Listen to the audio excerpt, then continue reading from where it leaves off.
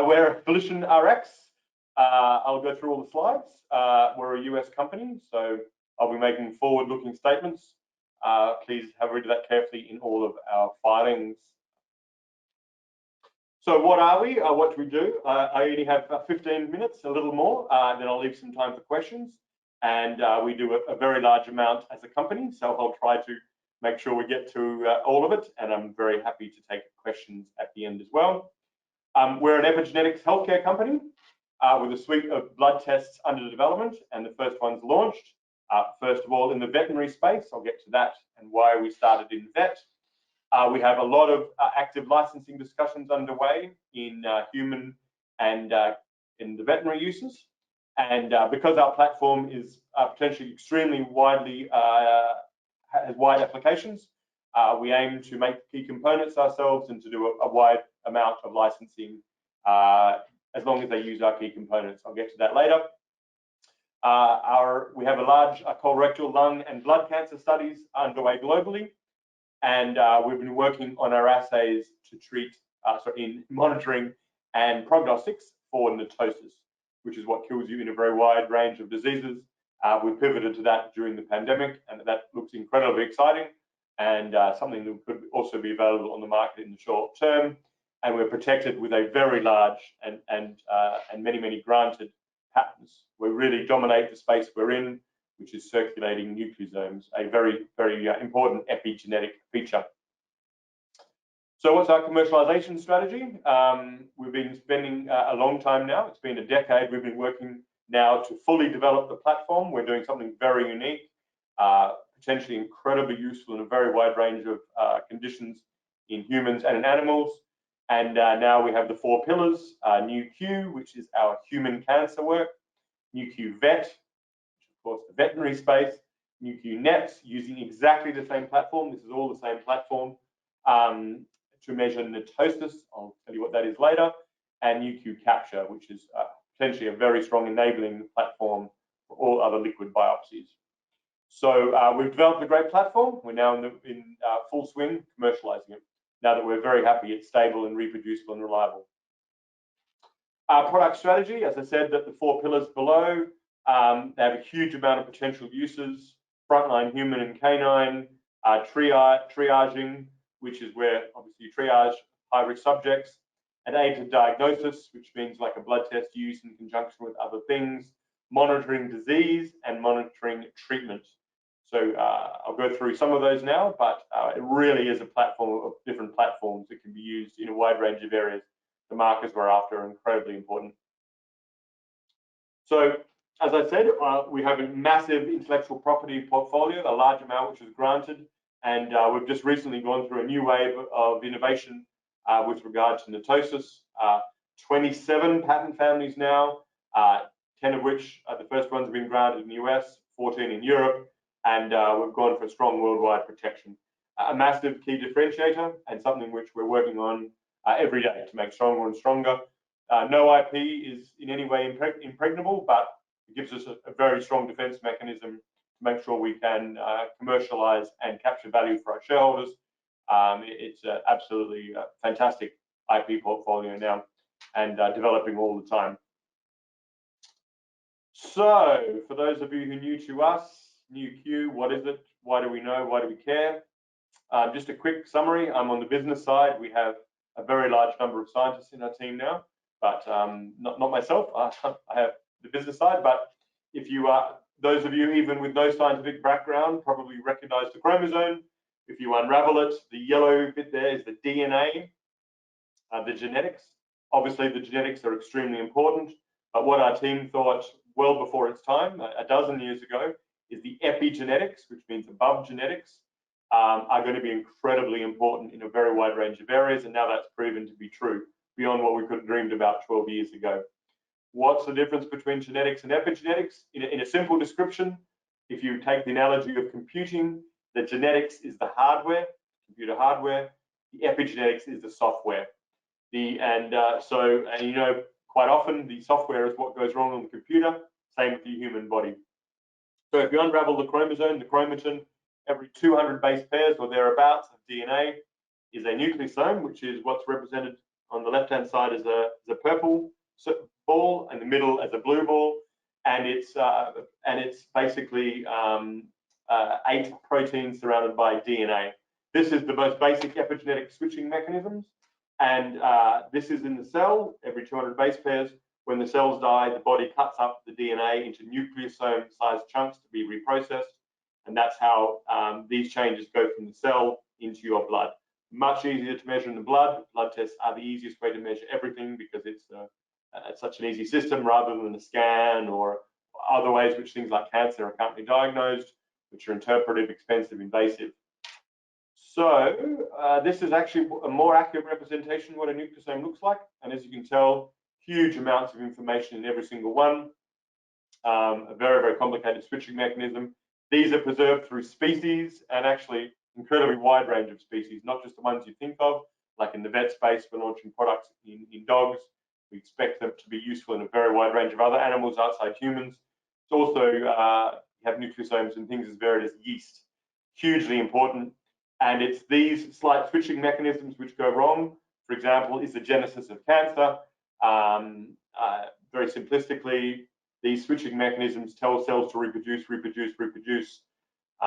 from reading the DNA. So incredibly important, huge numbers of them in circulation. The reason we can do it on such a simple, low-cost, easy-to-use platform is these are large protein structures, and there's countless billions of them circulating in your blood. And when they come from the cancer or from other diseases, we can measure them, and a very large number of different structures. Very low cost, very easy to use, drop of blood. Absolutely fantastic platform. So how are we going to commercialize the assays, the tests? We're very happy with our intellectual property. We have to develop no new hardware. The basic product comes down to the antibodies and the controls, which we manufacture internally very well now. So we're going through the front door, CE marking in Europe, FDA, and in China and other countries. So a lot of people use labs and bat caves to run it because it's complicated and expensive. Ours is none of those. So we're very happy doing it through the biggest possible markets and through the front door, which we're in the process of now, which I'll get to. Sorry, I have to keep it moving given the time constraints. We're a multinational, a small multinational, but we're a multinational. Have about 70 people on staff now. The research is all done in Europe, but we intend to launch worldwide. We have a small team in Asia, US, and of course in the home country in Europe, and we're listed on the New York Stock Exchange. So, given the pandemic, a lot of our frontline screening trials in cancer, particularly in the US, were paused. Tough time to do collection, understandable. People don't want to go in for routine screening and checks, particularly if it's for a trial. So we pivoted to the vet space, which luckily we just set up a company in 2019 with Texas A&M University, one of the top 5 vet schools in the world. Fantastic people, knew a lot about the vet space. And as I said, nucleosomes were preserved in dogs as humans. It's in dogs as well as humans, as well as a huge number of living things. So it seemed like a great thing to be targeting during the pandemic. So I guess to some people's surprise, including my own, when we started, the vets is just an absolutely massive market, and it has had explosive growth over the last 5 years. And that trend has picked up during the pandemic.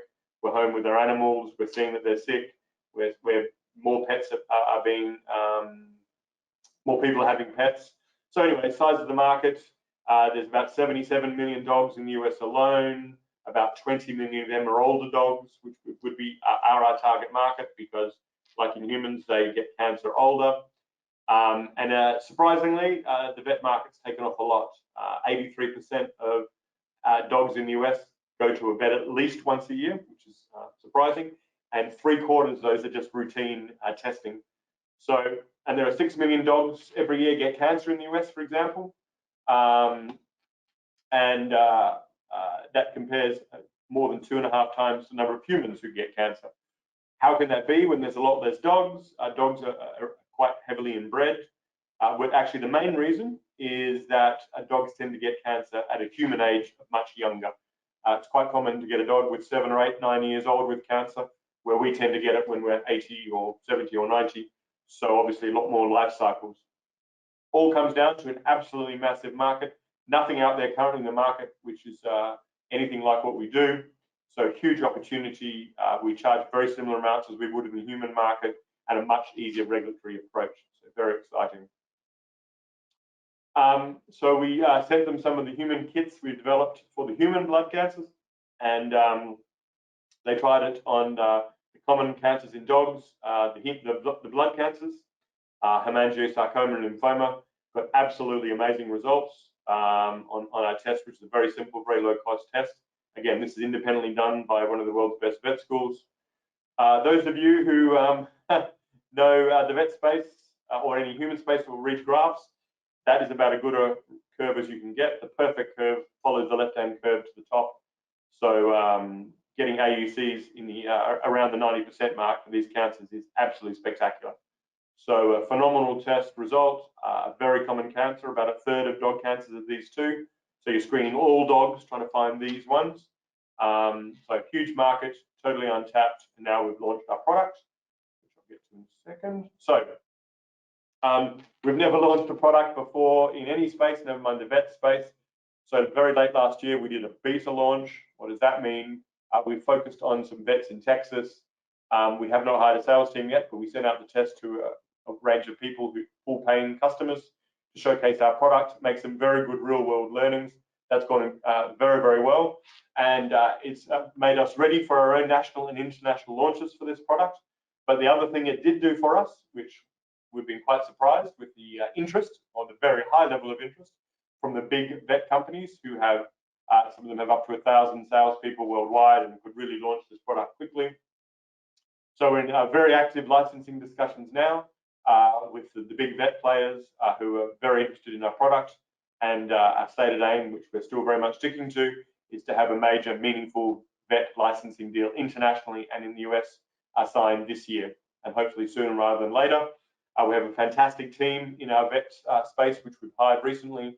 Dr. Tom Butera came from Mars Pet Group, which is the biggest pet group in the world, from their BD group, business development, to head our pet side. A real honor to have someone of his caliber leaving the biggest vet company in the world to come to what must be the smallest. And he's been tremendously helpful. Dr. Wilson Robles in Texas, who works for Texas A&M, an amazing job in the trials and getting the message out. Not only is it this one test, which we for these cancers, which has worked very well, we're doing a wide range of other work in other cancers. We've got a paper in process now in 7 cancers. Response to treatment for these cancers, again, another potentially very big market. And we're making all of this, attempting to make it into a point of care, meaning it doesn't have to go to a lab. It can be a, wouldn't say finger prick, a paw prick. Actually, it's an ear prick on a dog, so it can be instant measured as well, measured instantly as well. Extremely exciting. The test is launched. We've had an excellent response, and now we're in hopefully the final stages of getting some very large, meaningful deals out the door.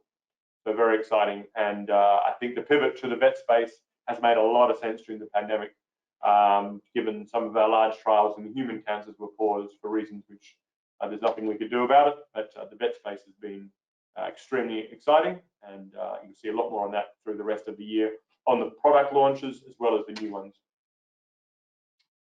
Speaking of pivoting, what we measure is actually chromatin fragments, the nucleosomes, and during the pandemic, obviously, we wanted to see what we could do to help, and we've developed a really quite excellent range of potential products in the NETosis space. I'll tell you what that is. What is NETosis? During infections, the white cells migrate and spew out a net, N-E-T-S. It looks like a net. I'll show you what it looks like next. And that traps the pathogen with little bits of poison, a lot like a jellyfish, if you will, long chromatin fragments, which trap the virus, and it's your very first line of defense. The only problem is it's a great thing for your immune system, but if you have too much of it, it's what kills you in the vast majority of cases in COVID, in influenza, and also in sepsis. You get too much of this produced, it clogs up your lungs, which leads to SARS, the respiratory problems, also your heart, and a range of other areas. So this is what causes the damage in COVID. It's not what actually kills you, it's the buildup of nets, which is caused by the pathogen, but it's your body's over-immune response. So why does that interest us? That is what a net looks like. Neutrophil extracellular trap. As you can see, it does look like a jellyfish net. The white cells produce these near a cut or when there's thought to be disease. Anyway, the long green bits here are chromatin fragments, long chains of nucleosomes and DNA. What do we measure? DNA. So you can see from that why our very simple assays on our very existing platform show up like a Christmas tree, if you will, when someone has an over expression of nets in their system, which is a very bad sign for your health going forward and a cause of the deaths in COVID-19 as well as sepsis. So as I said, yeah, it's the inappropriate level of these. They're very, very helpful to you unless you have too many of them. And I said it's in all those diseases, and that's what we can measure very, very well. So what's the data? I'll just keep it moving. I've got a few minutes left. We could show that we could measure the nets extremely well with an AUC of almost 99%. They were highly elevated in severe patients. They increased with the disease severity, meaning the sicker you got, the higher and higher levels you get. So much so in a healthy patient, it could be as low as 30 or 40 nanograms per mil. In someone in intensive care dying of COVID, it's up to 20,000. Our assays are incredibly good at measuring it. We're also working on sepsis, as well as this is something I think could be used every day in every hospital on everyone who comes in to understand if they're having a problem with sepsis or any other build-up of NETosis. It's extremely deadly. And we're working with groups that have therapies for NETosis as well. You're not going to remove NETosis unless you know you have too much of it, the nets unless you have too much of it. You need an assay which does that, and that's what ours does. So really exciting area we're working on. We'll have a lot more data throughout this year and next. And I think this could be a fantastic pillar of our company as well as the others. I've gone through that. I'm trying to speed it up. Cancer in humans, I'll try and finish in 2 more minutes to answer questions. Cancer is obviously one of the leading causes of death, no surprises there. Early detection is the key, no surprises there. We've had some great data in a range of different cancers with our assay platform. Again, low cost, easy to use, drop of blood. Massive trials underway. The big ones have been paused during the pandemic. They were showing signs of starting again. We'll see if the Delta has changed any of that in the short term. But we're very, very serious on the cancer human side. Great data, potentially massive products, and we'll get the data from those trials as soon as they start up again and completed. We're also using our very good platform. Again, this is all the same platform, exactly the same as everything else. nucleodiscover. We're using our assays to allow other researchers and other companies to monitor the level of nucleosomes, nets, and other things. We have a range of quotes out there. We expect some revenue starting from this year as well. We really want to be at the heart of epigenetics and allow people to use our fantastic platform. And this is all in our new production facility in Belgium. So we have 2 big facilities, a research facility of 20,000 square feet and the production.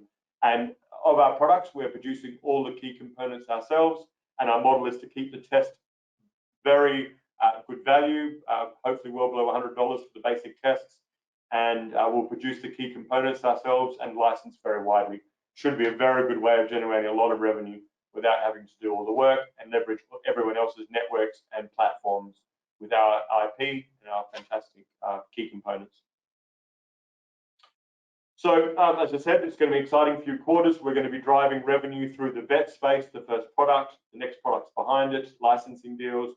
We're talking with companies in Asia about licensing our first products in human cancer, nucleodiscover, and at Silver One, the new production facility, as well as we're very hopeful of our products coming up sometime next year in the NETosis space as well. And that could be bigger than the cancers in the vet space if we can launch products which truly do monitor your level of NETosis. That could be something which is extremely widely used as a common blood test. So there'll be updates on all these areas throughout the end of this year and through next year. And I think we've done the groundwork now to become a very successful, very large company. This is just some key things. We're on the New York Stock Exchange. Our monthly burn is about $2 million a month. That's how much cash we have, and we're expecting to get the first revenues as well as other investments throughout the next year or 2 as well. So I think we're in a solid financial position. We've got a fantastic platform. The markets are huge, and we have a wide range of shots on goal and we do it with what, for an American company in this space, is a remarkably low burn rate, so we can really deliver the value back to shareholders. Our aim is nothing less to become if not the leading epigenetics company. We strongly believe epigenetics is going to be a very important part of a huge number of potential areas, as I've described, and we have a lot of milestones through this year and next. So should be a really exciting year. We've spent a lot of time developing this platform. Now we understand it's about delivering the platform and also keeping a very strong R&D base to make sure we continue to dominate our space in epigenetics for many years and hopefully decades to come. That's Volition. Now open to questions. Thank you. Okay. All right, Cameron, thank you very much indeed. We've got quite a few questions here, so we'll try and squeeze as many as we can in as the time allows. Mostly focused around your comments around the licensing deal with a major veterinary company. So the first question is, are you looking for an exclusive agreement, or would you be looking to sign deals with more than one large vet company? A bit of both. So obviously companies prefer exclusive deals, and we'd like to capture the full value. So we are entertaining exclusive options, but if they want exclusivity, they're going to have to really be prepared to lean into the different markets, different regions, the 3 big regions in the world, as well as point of care and the lab markets. So we would work either partial or total exclusive for different areas if it's the right deal with the right partner. But we need to make sure that whoever's involved can actually launch products in a wide range of areas. So we're certainly entertaining both options at the moment, and we'll make the best decision hopefully soon. And further to that, a question on why did it take so long to negotiate a contract? What are the main challenges? The challenges are not so much challenges, but we've just got to make sure whoever it is really understands the market. We're not just doing a licensing deal. We believe this could be millions or tens of millions of tests per year. One of the lessons from the beta launch has been that usually goes to the owner at a few $100s a test. We really want to get it well below 100 and hopefully close to $50 US to launch. We don't mind bringing our price down because we want a mass market product and we want to really get out there. But we want to make sure our partner also brings the price down in their margin, so that because the components don't cost us very much to make, so extremely profitable wherever we sell it at. But we want to make sure that it is a mass market product. That the big companies do very extensive due diligences in intellectual property. They have to be comfortable with the market size to make sure we're doing what we are. Also, there's the point of care market and the lab market.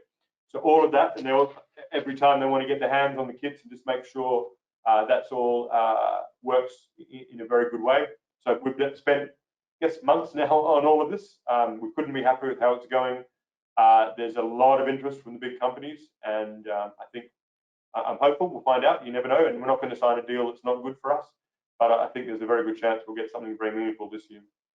Kind of again on the same vein, assuming you get a signed agreement, how long then would you expect it to be between that agreement and revenues? So that depends. So the bigger companies are very keen to hit the ground running. They're very keen for revenues. Look at someone like IDEX, they trade at about 20 times revenue. So any revenue from them is very helpful for their market cap. And if you're looking at a market size potentially, the total addressable market and what we can get from it, they're all certainly in the millions of tests per year. So even at $50 a test, that's a lot of revenue for everyone. That's just the US, and there's all the other animals and countries and regions and point of care. So they're all keen to launch as soon as they can next year.